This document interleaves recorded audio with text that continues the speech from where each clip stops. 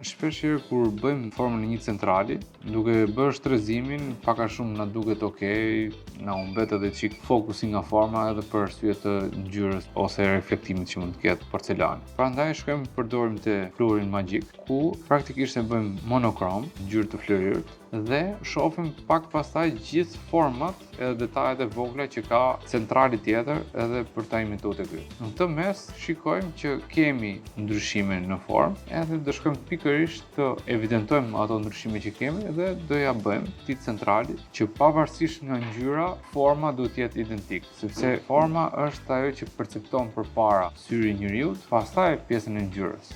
Një pikë kryesore është ky profili i emergjencës këtu, një gingivës.